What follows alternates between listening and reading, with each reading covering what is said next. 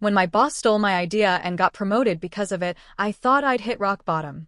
But instead of giving up, I walked away and built something that would make him regret ever crossing me. You won't believe how it all unfolded. Working in a marketing agency wasn't glamorous, but I'd always loved the thrill of creating something from scratch. My days were a blur of brainstorming sessions, endless revisions, and occasional coffee breaks that never lasted long enough. After 4 years of grinding on small accounts, I finally landed a shot at something big, a pitch for a global tech company's newest product launch. The stakes couldn't have been higher. The client wanted an innovative campaign that would set their product apart in a crowded market, and they made it clear that anything less than groundbreaking wouldn't cut it. The entire office was abuzz with the challenge. Teams huddled in conference rooms, sketching out ideas and throwing concepts against the wall to see what would stick. I knew this was my chance to prove myself, so I dove in headfirst, determined to come up with something that would blow everyone away. For weeks, I poured every ounce of creativity I had into the project. Late nights became the norm, and I practically lived on caffeine and takeout. I sketched out concepts on napkins, scribbled notes in the margins of my planner, and stayed up until the early hours of the morning researching trends and consumer behavior. And then, one night, it hit me. I was sitting on my couch surrounded by crumpled papers and empty coffee cups when inspiration struck like lightning. The idea was bold, edgy, and exactly what the client was looking for. It wasn't just a campaign, it was a story, a narrative that positioned the product as revolutionary and indispensable. The adrenaline kept me awake until 2 in the morning as I fine-tuned every detail. By the time I finished, I had a fully fleshed-out presentation complete with visuals, taglines, and a strategy that tied it all together. I knew it was good. No, it was great. I couldn't wait to share it. The next morning, I walked into Mr. Reynolds' office with my laptop and a stack of printed slides. Mr. Reynolds was the creative director of the agency, a polished, charismatic man with a reputation for being both brilliant and ruthless. He had a knack for spotting good ideas, but he also had a habit of taking credit for things that weren't entirely his. Still, I was too excited to care about his reputation in that moment. "Got a few minutes?" I asked, setting my materials on his desk. "Sure," he said, gesturing for me to sit. "What have you got?" I launched into my presentation, walking him through every aspect of the campaign. He nodded as I spoke, his expression unreadable, but I could see the gears turning in his mind. By the time I finished, his lips curled into a satisfied smile. "This is good," he said, leaning back in his chair. "Really good." A rush of pride washed over me. All those late nights had been worth it. For the first time in my career, I felt like I was about to make a real impact. 2 days later, the big presentation to the client arrived. I dressed carefully that morning, choosing a professional yet understated outfit. I was ready to shine, or so I thought. The conference room was packed with senior executives from the client's company, all of them looking sharp and expectant. Mr. Reynolds walked in with his usual air of confidence, greeting everyone like an old friend. I sat quietly, my laptop open, ready to step in when it was time to present my part of the campaign. But as Mr. Reynolds began his presentation, I realized something was horribly wrong. The words coming out of his mouth were my words. The visuals on the screen were my slides. The entire campaign he was presenting, from the concept to the execution plan, was mine. And he didn't mention me once. I sat there in stunned silence as he walked the room through every detail, taking full credit for my work. My heart pounded in my chest, and my hands clenched into fists under the table. I wanted to speak up, to shout that it was my idea, but the room was filled with clients and senior executives who outranked me. It wasn't the time or place to cause a scene. The client loved it. They showered Mr. Reynolds with praise, calling him brilliant and visionary. By the end of the meeting, they'd approved the campaign on the spot, and Mr. Reynolds was basking in their admiration. As the meeting ended and everyone began filing out, I stayed in my seat, unable to move. My mind raced with anger and disbelief. How could he do this to me? When Mr. Reynolds passed by me on his way out, he gave me a casual pat on the shoulder. "Good work," he said with a smug smile. I stared after him, the weight of his betrayal settling over me. What I thought was the opportunity of a lifetime had just been stolen right out from under me. And the worst part? I didn't yet know how much worse it was going to get. The day of the big presentation to the client started like any other, but I couldn't shake the butterflies in my stomach. I'd spent weeks pouring my heart and soul into the campaign, and now it was finally time to see it in action. I knew I wasn't going to present directly, Mr. Reynolds, as the creative director. would take the lead, but I was sure he'd at least acknowledge my contributions. As I walked into the sleek conference room, I felt a mixture of nerves and excitement. The client's team, a group of sharp-looking executives, was already seated, their expressions expectant. Mr. Reynolds arrived a few minutes later, exuding his usual confidence. He exchanged pleasantries with the clients, his easy charm setting the tone for what I hoped would be a successful pitch.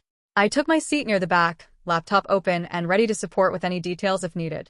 My pulse quickened as Mr. Reynolds stood to address the room, kicking off the presentation. But as he started speaking, my excitement began to shift to confusion. "This campaign," Mr. Reynolds began, "is designed to revolutionize the way your brand is perceived in the market." I recognized the opening line immediately. It was my opening line. The visuals that appeared on the large screen were the slides I had painstakingly designed. Every idea he presented, every detail he explained, was directly from my pitch. And yet, not once did he mention my name. At first, I told myself it was an oversight, that he'd acknowledge me later in the presentation. But as he went on, weaving together the narrative I had crafted, it became painfully clear that wasn't going to happen. Mr. Reynolds was presenting the entire campaign as if it were his own. I felt like the air had been sucked out of the room. My heart pounded in my chest, and my palms grew clammy.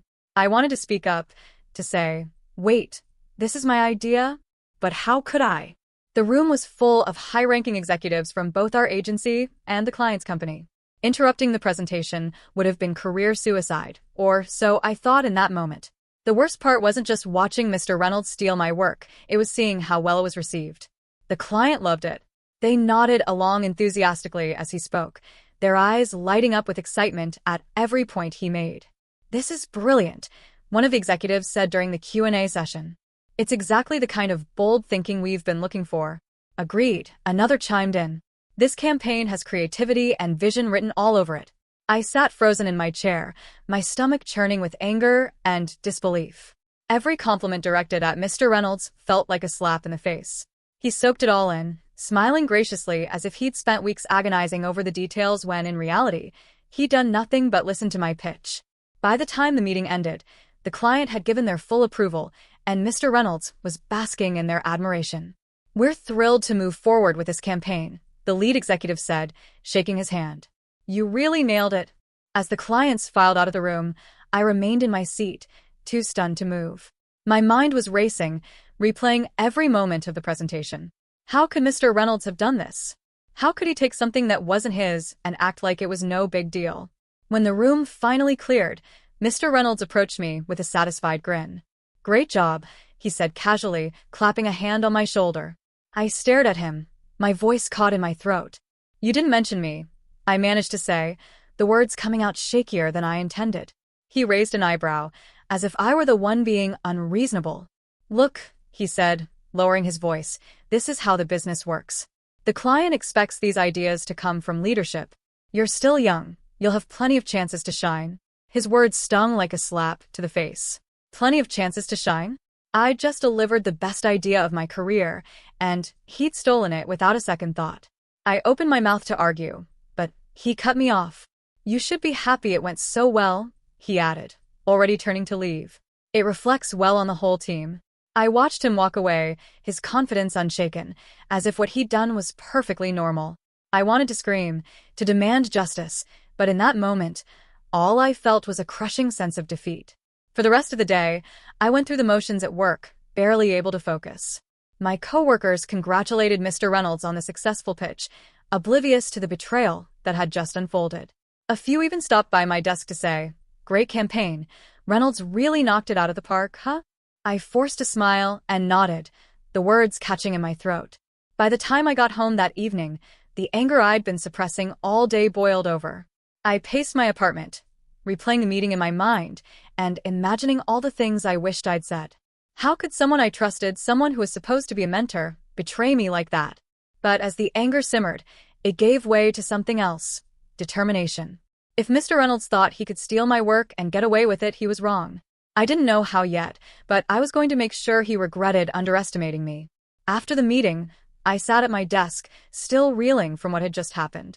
My laptop screen stared back at me, the slides from the campaign presentation still open, a haunting reminder of the work I had poured into that project. I couldn't focus on anything else. My coworkers bustled around me, oblivious to the storm brewing inside. I spent hours replaying the events in my head, the way Mr. Reynolds had stood in front of the clients, basking in their praise as if he were the mastermind behind the campaign. The smug pat on my shoulder after the meeting, the way he brushed me off without a second thought, it all fueled a growing fire in my chest. By the time the office began to clear out for the day, I couldn't hold it in any longer. I marched to Mr. Reynolds' office, my heart pounding with a mix of anger and nerves.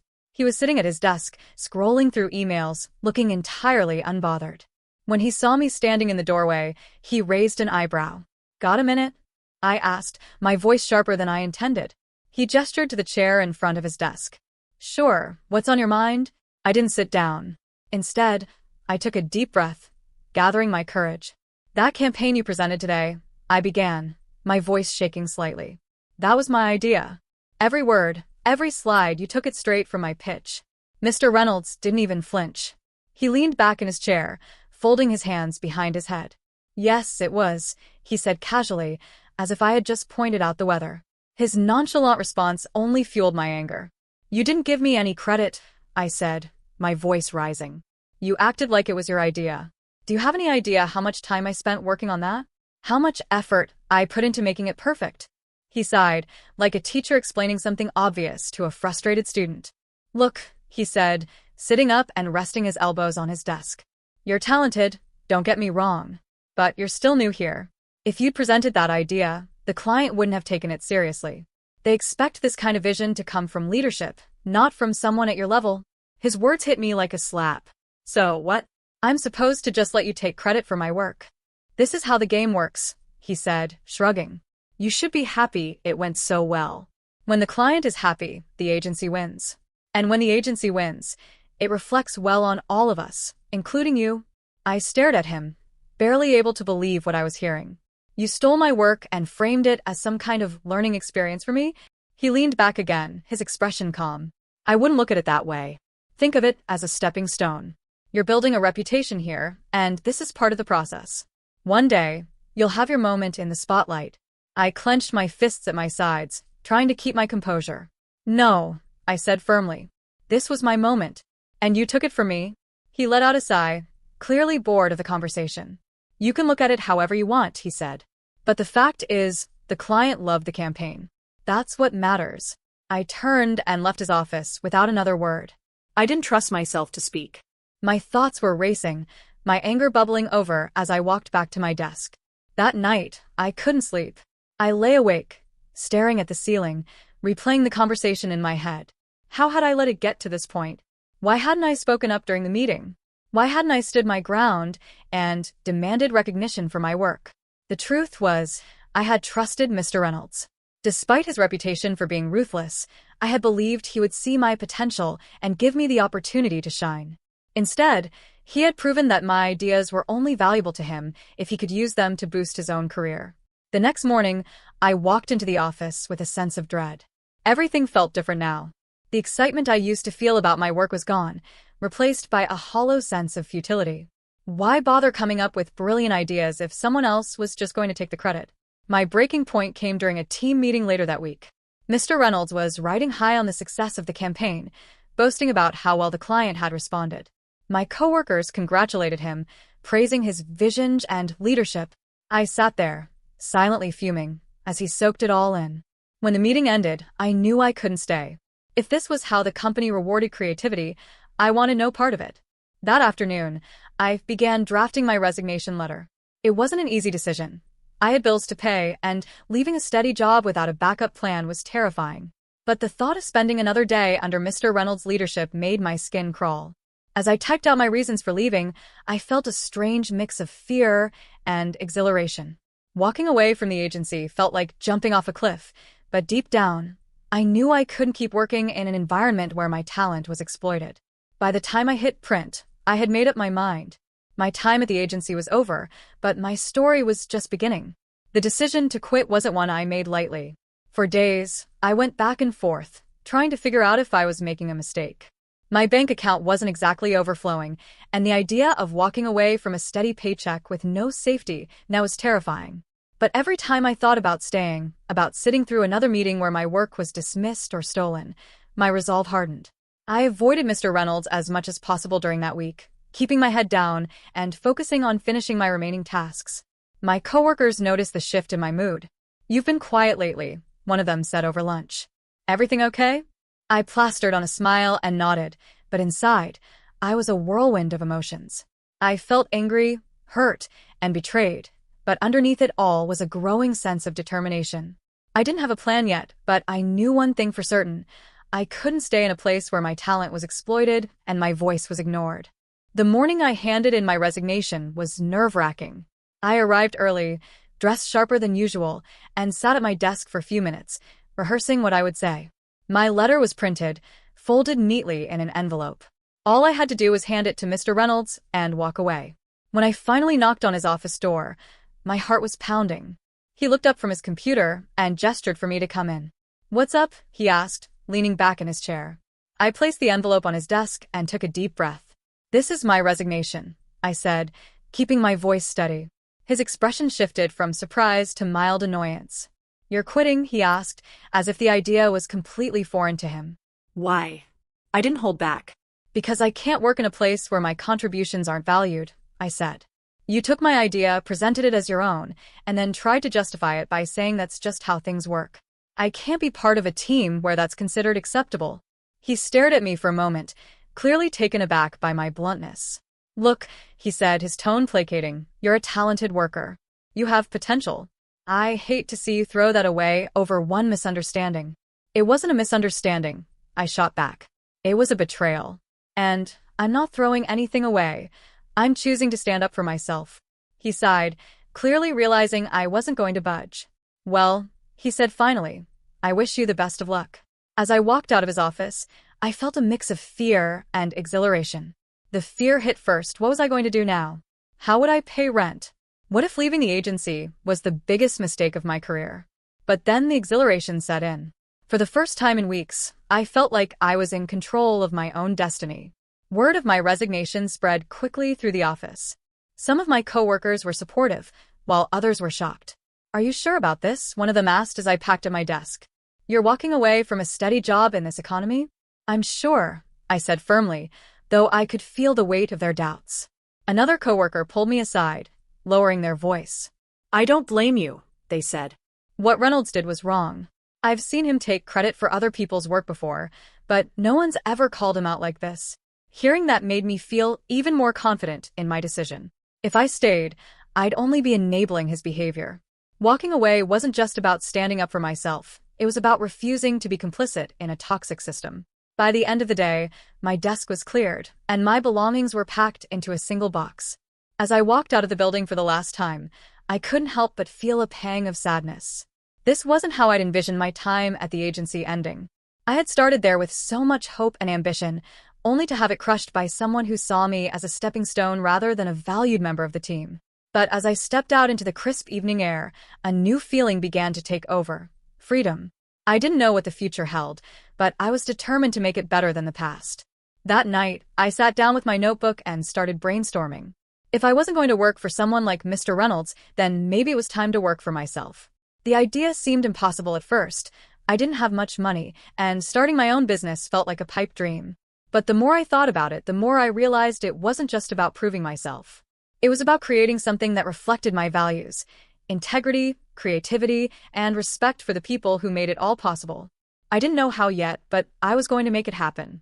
Mr. Reynolds might have stolen my idea, but he couldn't steal my determination. The first few days after I quit were a blur of emotions. At first, I was angry, no, furious. I couldn't stop replaying the moment Mr. Reynolds presented my idea as his own, the smug way he dismissed me when I confronted him, and the undeserved praise he soaked up from the clients. I raged about it to anyone who would listen, venting to friends over coffee and pacing my apartment as I ran through imaginary arguments in my head. But after a while, the anger started to fizzle out, replaced by something heavier: exhaustion. Holding on to that much resentment was draining, and I realized I didn't want to let Mr. Reynolds live rent-free in my head anymore.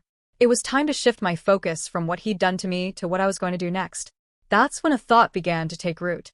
If Mr. Reynolds could use my ideas to boost his career, then why couldn't I use them to build something for myself? I didn't need him or the agency to validate my talent. I had the creativity, the drive, and the vision, so why not go out on my own? The more I thought about it, the more it made sense. The idea of starting my own marketing agency was as terrifying as it was exhilarating. I didn't have much money, just enough savings to cover a couple of months' rent and groceries. I didn't have a fancy office or a long list of clients waiting to work with me. All I had was a laptop, a Wi-Fi connection, and the determination to make it work. I spent days brainstorming names for my agency, scribbling ideas in a notebook until I landed on something that felt right, bold and true creative. It wasn't just a name, it was a promise to myself. I wanted my agency to represent everything that Mr. Reynolds and his methods didn't: integrity, creativity, and a genuine respect for the people I worked with. With the name decided, I threw myself into the logistics of starting a business. I registered my agency, set up a bare-bones website, and created social media profiles to establish a presence online. My tiny apartment became my makeshift office, the kitchen table doubling as my desk. It wasn't glamorous, but it was mine. The next step was the hardest: finding clients. I spent hours going through my network, reaching out to former colleagues, classmates, and anyone else who might have a connection in the industry. I sent countless emails and LinkedIn messages, introducing myself and pitching my services. At first, it felt like shouting into the void. Days would go by without a single reply, and I started to wonder if I was in over my head. But then slowly, things began to shift. A former coworker replied to one of my emails, saying they had a small project and wanted to give me a shot. It wasn't a big contract, but it was a start. I threw everything I had into that project, delivering a campaign that went above and beyond their expectations. The client was thrilled, and word began to spread. They recommended me to a friend, who recommended me to another. One project turned into 2, then 3. Each time, I gave it my all, building a reputation for quality work and fresh ideas. One of my proudest moments came when I landed a meeting with a small tech startup. The founder had heard about me through a mutual connection and was interested in working together. During our meeting, he asked why I'd left my previous agency. I hesitated for a moment, then decided to be honest. I realized I couldn't stay in a place where my work wasn't valued, I said. So I decided to create something where it would be. He smiled, nodding in approval. I like that, he said. Let's see what you've got. I won the contract, and that campaign ended up being a turning point for my agency. The startup loved the work, and their glowing review brought even more clients my way. As the weeks turned into months, bold and true creative started to gain traction. I worked 14-hour days, juggling client calls, brainstorming sessions, and endless revisions, but I didn't mind the long hours. Every project felt like a step toward building something meaningful, something that was truly mine. Of course, there were setbacks. I lost a few pitches, dealt with clients who ghosted me, and struggled to keep up with the financial pressures of running a business. There were nights when I lay awake, wondering if I'd made the right choice, but every small victory reminded me why I was doing this. I wasn't just building an agency, I was building a future on my own terms. And for the first time in a long time, I felt like I was exactly where I was meant to be. Little did I know, my growing success wasn't going unnoticed. As bold and true creative began to make a name for itself, word started to spread back to my old agency and to Mr. Reynolds. I wasn't just surviving, I was thriving. And soon, he would realize that the person he underestimated was about to become his biggest competition. The first few months of running Bold and True Creative were the hardest thing I'd ever done. Starting a business isn't glamorous, no matter how polished it looks from the outside. I wore every hat: CEO, creative director, accountant, IT support, and even janitor. My days started early and ended late, with barely any time to breathe in between. Every morning, I sat down at my kitchen table with my laptop and a long to-do list. Client pitches, branding concepts, social media updates, invoices. It felt like the tasks were never-ending. But as exhausting as it was, I also felt an undeniable sense of purpose. This was my agency, my vision, and no one could take it away from me. Still, there were moments of doubt. The first time a client ghosted me after I'd spent hours preparing a pitch, I wondered if I was in over my head. When I ran into a cash flow problem and had to dip into my savings to keep things afloat, I lay awake at night questioning my decision to leave a steady job. But every time I started to falter, something happened to reignite my determination. A positive email from a client, a new inquiry about my services, or even just the satisfaction of crossing another task off my list. My turning point came one afternoon when I got a surprising email. It was from a former client of my old agency, someone I'd worked with during my time under Mr. Reynolds. "Hey," the email read, "I heard you started your own agency. Congrats. We're looking for a fresh approach for our upcoming campaign and thought of you. Would you be interested in pitching some ideas?" I couldn't believe it. Not only was this my first chance to work with a major client on my own terms, but it was also a subtle victory over Mr. Reynolds. They could have gone back to my old agency, but instead, they chose me. I poured everything I had into the campaign. I spent hours researching their brand, brainstorming bold concepts, and fine-tuning every detail. By the time I presented my ideas, I felt more confident than I ever had before. The client loved it. They approved the campaign on the spot, and when it launched, it was an even bigger success than I'd imagined. The campaign went viral, generating buzz not just for the client but for Bold and True Creative as well. That campaign was the spark I needed to take my agency to the next level. Word started to spread about the quality of my work and my fresh, innovative approach. More clients began reaching out, curious to see what I could do for their brands. One by one, the projects rolled in. A boutique fashion label wanted help with their social media strategy. A local nonprofit needed a rebrand. A small tech company was launching a new product and wanted a campaign that would stand out in a crowded market. With every project, I pushed myself to deliver my best work. I wanted my clients to see that choosing Bold and True Creative wasn't just a smart decision, it was the best decision they could make. And it paid off. The more campaigns I launched, the more my reputation grew. Soon, my tiny kitchen table was no longer enough. I upgraded to a co-working space, a small but stylish office where I could meet clients and collaborate with freelancers. I hired a part-time assistant to help with administrative tasks, freeing me up to focus on creative strategy and client relationships. It wasn't long before my success started to attract attention from people I'd left behind. One day, I got a call from a former coworker at my old agency. "So," they said, their voice tinged with curiosity, "it sounds like your little agency is doing pretty well." I smiled, sensing the subtle mix of admiration and envy in their tone. "It's been a lot of work," I replied, "but things are definitely picking up." They hesitated before adding, "Reynolds has been mentioning you lately. He's not thrilled that some of his clients are turning to you instead of the agency." Hearing that was both satisfying and surreal. Mr. Reynolds had always underestimated me, seeing me as just another cog in the machine. Now, I was starting to outshine him, and he was finally taking notice. The most telling moment came when I crossed paths with Mr. Reynolds at an industry networking event. It was the first time I'd seen him since leaving the agency, and I could tell he hadn't expected me to be there. "Well, if it isn't the star of Bold and True Creative," he said, forcing a smile. "Hello, Mr. Reynolds," I replied, keeping my tone polite but firm. He looked me over, as if trying to assess how far I'd come since walking away. "I hear you've been busy," he said. "Very," I replied, matching his gaze. "Business has been great. Thanks for asking." For a moment, he didn't say anything, but I could see the wheels turning in his head. I wasn't the same person who had walked out of his office months ago. I was no longer the young employee he could dismiss or manipulate. I was his competition now, and he knew it. As I left the event that evening, I felt a surge of pride. Bold and True Creative wasn't just surviving, it was thriving. The long hours, the sleepless nights, the moments of doubt, it had all been worth it. But I also knew the journey wasn't over. Mr. Reynolds wasn't the kind of person to let a challenge go unanswered, and I had a feeling he'd be stepping up his game. If he wanted a fight, I was ready. Because this time, I wasn't just playing the game, I was rewriting the rules. It started with an email. One of my newer clients had referred me to a friend in their industry, a mid-sized tech company looking for a fresh marketing campaign to launch their latest software. The email was enthusiastic and direct. "We're reaching out because we've heard great things about your agency. We'd love to see what you can do for us." I responded right away, setting up a meeting to discuss their needs. As I reviewed the project brief, my excitement grew. It was a big contract, one that could cement Bold and True Creative's reputation in the tech space. But as I dug deeper into the details, my heart skipped a beat. The email mentioned that other agencies were also pitching for the contract, one of which was none other than my old company, led by Mr. Reynolds.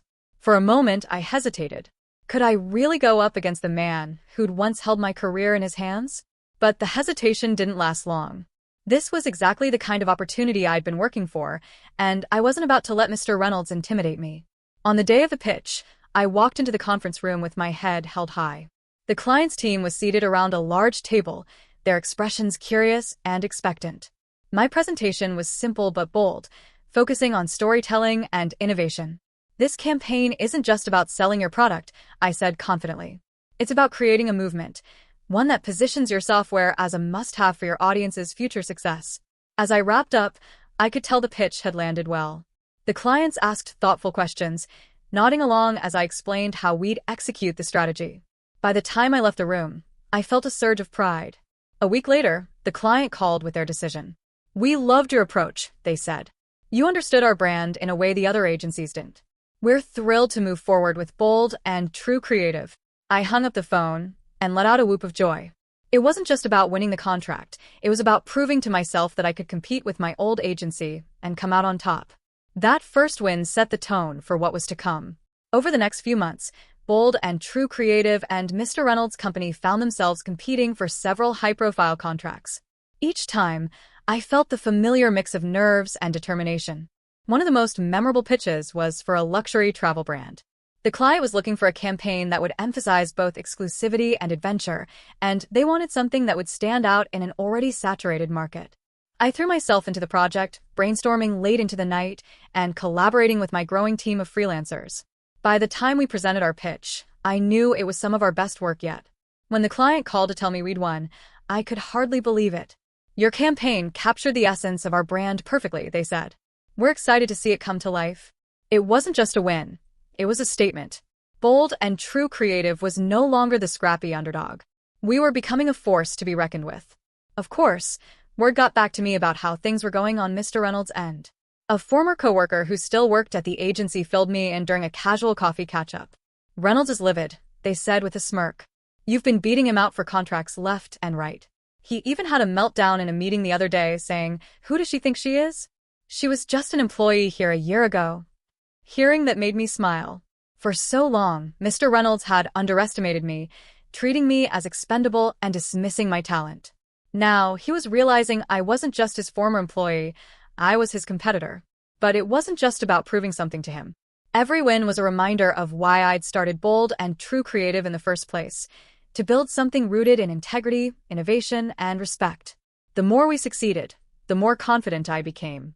My agency began to attract attention not just from potential clients, but from the industry as a whole. We were featured in a trade publication for our work on the luxury travel campaign, and I started receiving invitations to speak at panels and networking events. At one such event, I spotted Mr. Reynolds across the room. He was chatting with a group of people, but I noticed his eyes flicker toward me more than once. Finally, he made his way over, his expression carefully neutral. "Looks like you've been busy," he said, his tone almost friendly. I replied with a smile. "It's been an exciting year." "Well, congratulations," he said, though the tightness in his jaw betrayed his frustration. "But don't get too comfortable. The industry can be unpredictable." I met his gaze, refusing to let him rattle me. "I wouldn't have it any other way," I said. As he walked away, I couldn't help but feel a sense of satisfaction. For the first time, I felt like I had the upper hand. The competition wasn't over. Not by a long shot. Mr. Reynolds wasn't the type to back down, and I knew he'd be stepping up his game. But I wasn't intimidated. Every challenge he threw my way was another opportunity to prove that Bold and True Creative wasn't just here to stay. It was here to lead. And as far as I was concerned, the best was yet to come. The announcement from the major tech company landed like a thunderclap across the industry. This wasn't just any contract, it was the contract. A multi-million-dollar campaign for a cutting-edge product that promised to reshape the market. Agencies were scrambling to throw their hats into the ring, and the list of contenders read like a who's who of the marketing world. When I found out Bold and True Creative was shortlisted, I could hardly believe it. We were a small but rising agency, and just being considered felt like an accomplishment. But the excitement was tempered by the realization that my old agency, led by Mr. Reynolds, was also in the running. This wasn't just another pitch. It was a direct showdown between us. The preparation was grueling. I gathered my team, and we brainstormed for hours, dissecting the client's brief and researching every aspect of their brand. We knew we couldn't afford to play it safe. This client wanted bold, they wanted innovative, and they wanted a campaign that would set them apart. "We're going all in," I told my team during one late-night session. "No holding back." The day of the pitch arrived, and I could feel the tension in the air as I walked into the sleek, glass-walled boardroom. The client's team sat at the head of the table, their faces serious but welcoming. Other agencies were already there, waiting their turn, but my attention was immediately drawn to Mr. Reynolds. He was seated across the room, scrolling through his tablet. When he looked up and saw me, his expression flickered with surprise. For a brief moment, I thought I saw a flash of irritation, but he quickly masked it with a tight smile. Well, he said as I passed by. Didn't expect to see you here. I smiled, keeping my voice calm.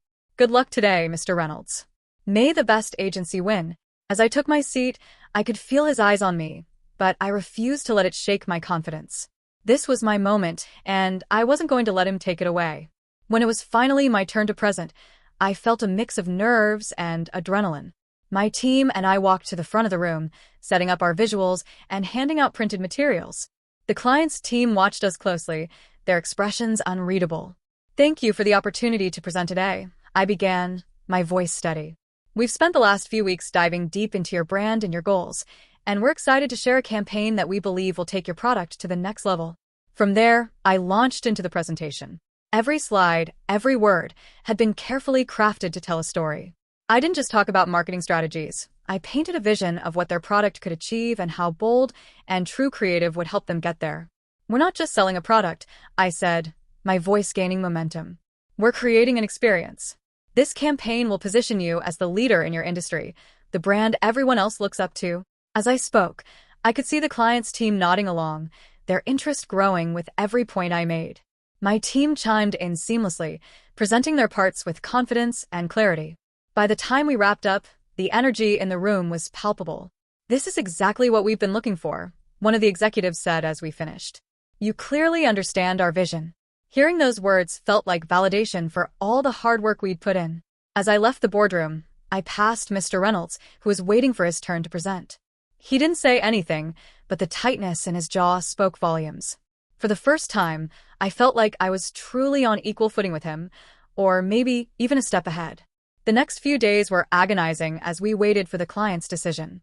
My team and I went back to work on other projects, but the pitch was always at the back of my mind. Winning this contract would be a game changer for bold and true creative. When the call finally came, I could hardly breathe as I answered. The client's lead executive was on the line, and their tone was warm and upbeat. We were blown away by your presentation, they said. Your campaign was bold, innovative, and exactly what we need. We're thrilled to award the contract to bold and true creative.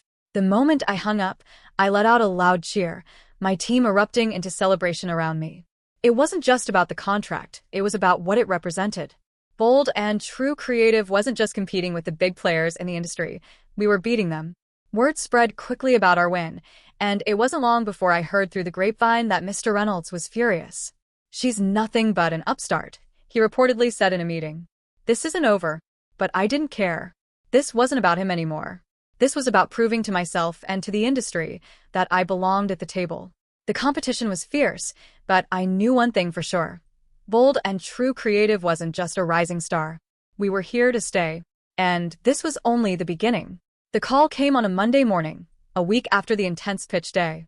I had just sat down at my desk, still clutching my first coffee of the day, when my phone buzzed. The number on the screen was unfamiliar, but something told me it was the call. My stomach tightened as I answered. This is Amanda from TechSphere, the voice on the other end said cheerfully.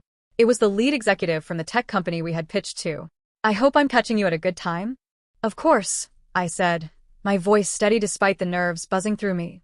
Well, Amanda continued, I'll get straight to it. We were thoroughly impressed with your presentation. The creativity, the strategy, the way you understood our brand. It was light years ahead of the competition. We'd like to award the contract to bold and true creative. For a second, I didn't respond. My brain was trying to process the words I'd just heard. When it finally clicked, I nearly dropped my coffee. That's fantastic news, I managed, trying to sound professional even as a grin spread across my face.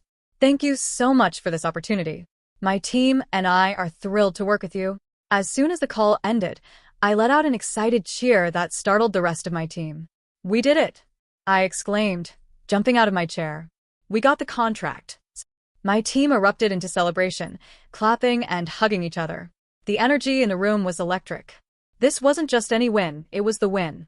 The kind of contract that could catapult Bold and True Creative into a whole new league. But for me, it was about more than just the client. This was vindication.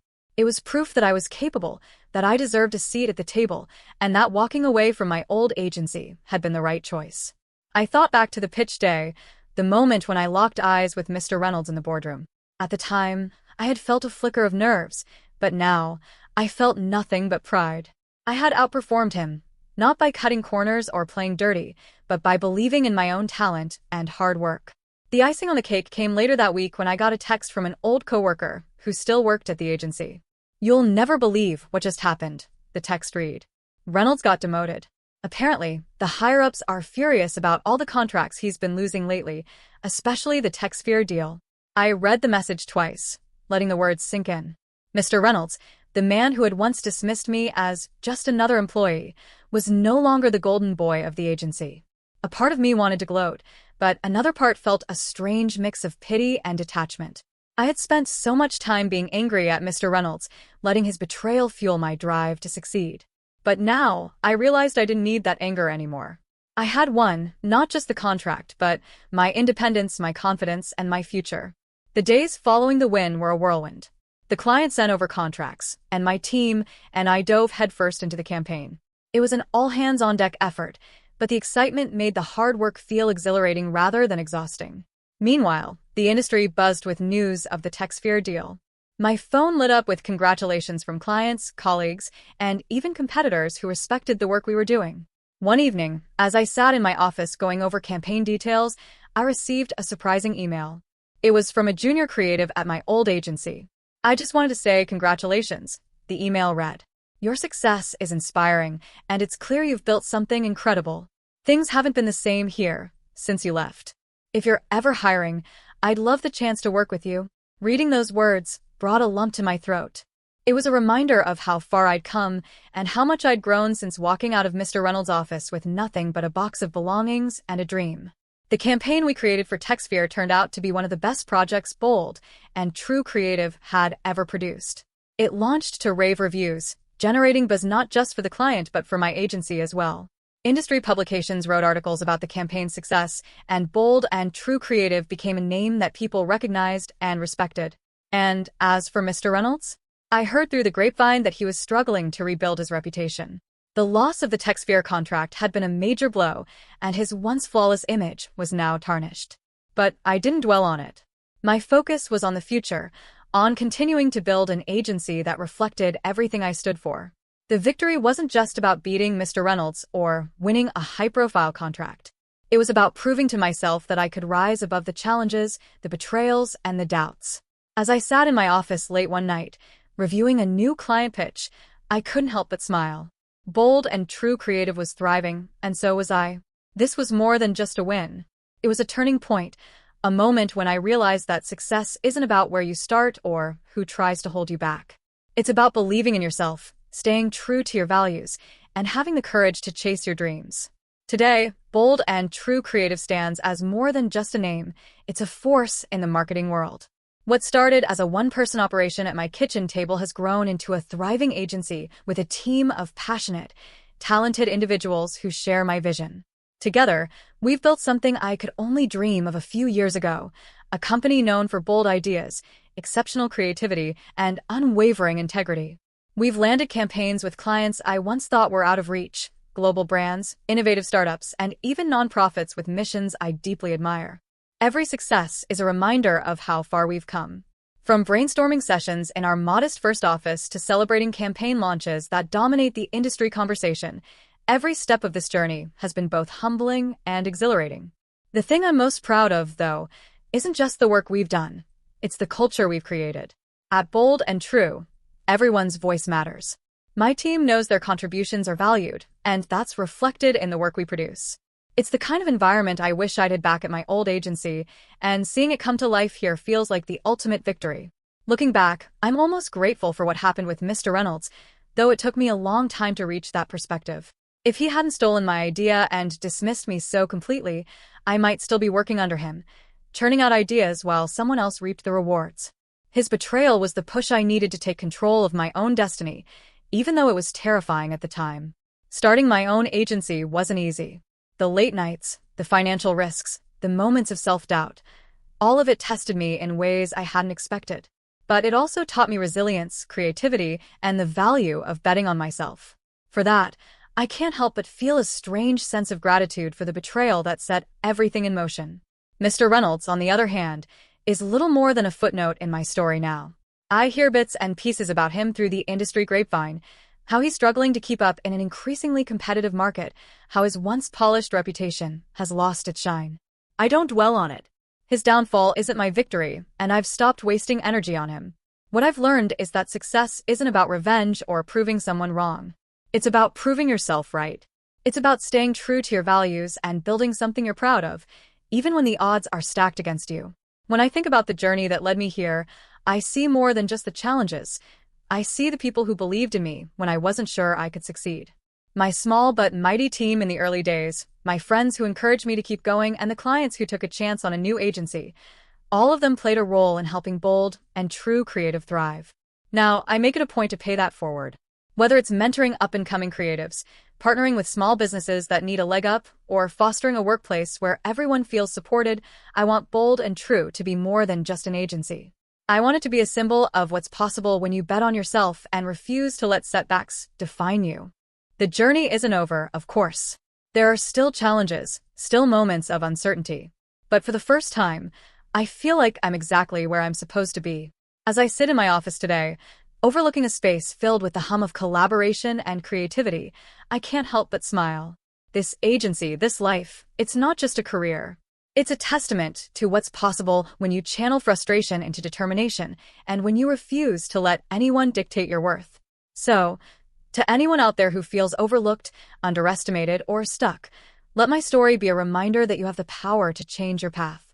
Use the setbacks as fuel and build something so incredible that it silences the doubts, both your own and everyone else's. That's exactly what I did. And it's been the most rewarding journey of my life.